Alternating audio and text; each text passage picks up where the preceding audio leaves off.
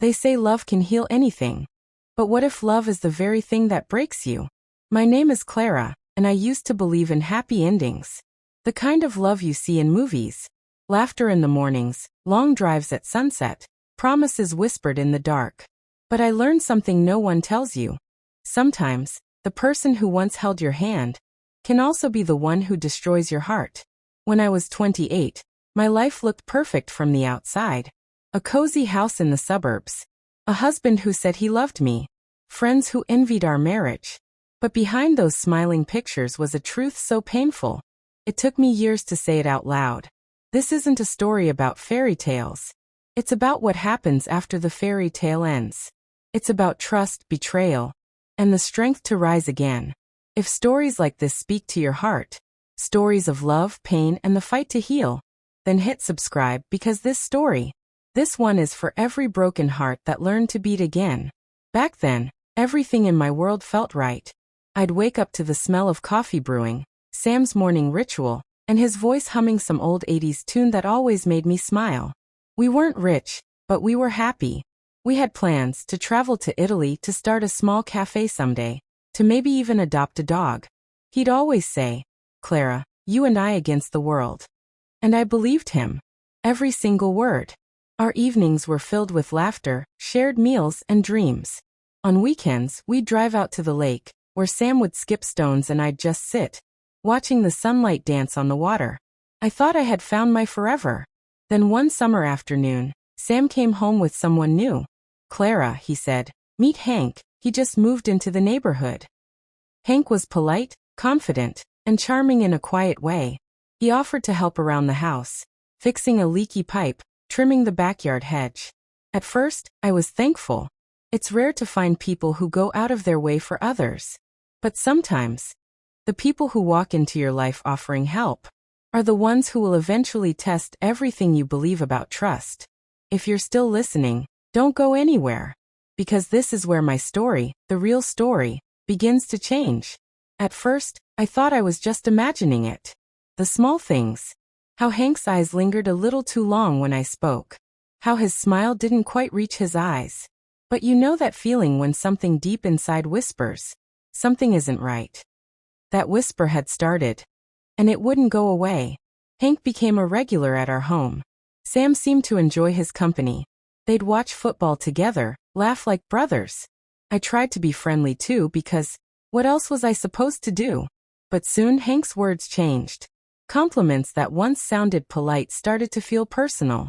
"Clara, you've got such a peaceful smile," he'd say, looking straight into my eyes. Or, "Sam's lucky. You're the kind of woman every man dreams of." I'd force a smile, change the subject, and tell myself it was harmless. But deep down, I could feel the air between us growing heavier. One evening, Sam had to travel for work. It was just one night, nothing unusual. But that night, I noticed how quiet the house felt. Too quiet. When I stepped into the living room to lock the doors, Hank was there, standing by the window. I froze. He smiled. "Don't worry, Clara. I was just checking if everything's safe." Safe. The word echoed in my head long after he left. Because somehow, in that moment, safety was the last thing I felt. They say trouble never arrives with a warning. But sometimes, the warning is the silence itself. And if you're still with me right now, hit that subscribe button. Because what happens next will make you question how well you really know the people around you. It started with small arguments, the kind that don't seem to matter at first. Late nights, unanswered calls, a missed dinner here, a cold silence there. Sam and I were drifting. And I didn't even notice when the distance became a wall. One night, I asked him, "Sam, are we okay?" He smiled without looking up from his phone and said, "Of course we are, Clara. You just worry too much." But his smile felt empty, like a painting that had lost its color. Then came the night I'll never forget. I was cleaning up after dinner when I noticed his phone buzzing. A message flashed on the screen.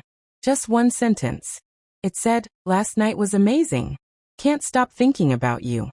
My heart dropped. For a moment, the world around me stopped moving. I stood there, staring at the screen, praying it was some kind of mistake. When Sam walked in, I asked, "Who's Emma?" His expression changed. The silence that followed was louder than any words. He didn't deny it. He just looked away. And that's when the truth sank in. The man I trusted more than anyone had already left me long before that message arrived. I spent that night sitting on the kitchen floor, listening to the clock tick, wondering how something so beautiful could turn into this. I wanted to scream, to break something, but all I could do was whisper to myself, where did I go wrong? They say betrayal doesn't always come with anger. Sometimes it comes with silence, and the sound of your own heartbeat, reminding you that love, real love, shouldn't hurt like this. If you've ever been hurt by someone you trusted, you'll understand this next part. Because heartbreak doesn't end when they leave. It ends when you finally decide to stop blaming yourself. After the betrayal, the days felt endless. The walls of our home no longer felt warm. They whispered memories of laughter that now hurt to remember. Sam's presence turned into silence. His eyes never met mine. He said he was sorry, but sorry doesn't rebuild trust. And in the quiet moments, I began to feel something I'd never known before. Complete emptiness. Then there was Hank, Sam's brother. He started visiting again. At first, he just checked on me, bringing tea, asking if I was okay. His words were soft, his eyes full of concern. When everyone else avoided me, he stayed. He listened when I cried. He told me I didn't deserve this pain. And for the first time in weeks, someone made me feel seen again. But pain is dangerous, especially when comfort comes from the wrong place.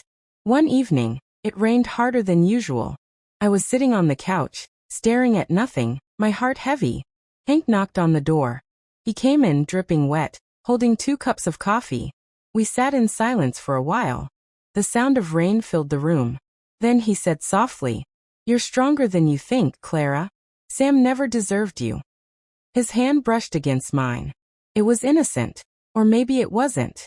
But I didn't pull away. For a moment, I just wanted to feel something. The next second, it happened. A kiss. Unplanned.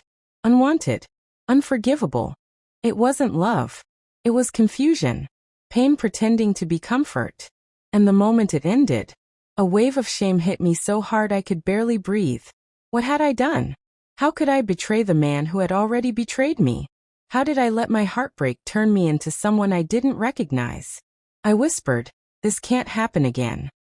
But deep inside, I knew the damage was already done. Sometimes, when life breaks you, you make choices that don't heal, they just hurt differently. And that night, I learned that pain can't be erased by someone else's arms. It only hides there, waiting for the truth to come out. If you've ever made a mistake out of heartbreak, you'll understand Clara's next step. Because no secret stays buried forever. Days turned into weeks. I tried to bury what happened that night. But guilt has a way of crawling back when you least expect it. Sam started noticing the distance. The way I avoided his eyes. The way my hands shook when he touched me. One evening he finally asked, "Clara, is there something you're not telling me?" I wanted to lie. God, I wanted to say no. But the silence between us screamed the truth louder than I ever could. He stared at me, his expression changing from confusion to horror. He knew. Somehow he just knew. "Was it Hank?" he whispered. His voice cracked. That single moment felt like the world stopped turning. I couldn't speak. Tears poured down. And my silence became the answer he feared. He left that night. No shouting. No goodbye. Just the sound of the door closing. Soft, final, like the end of a heartbeat.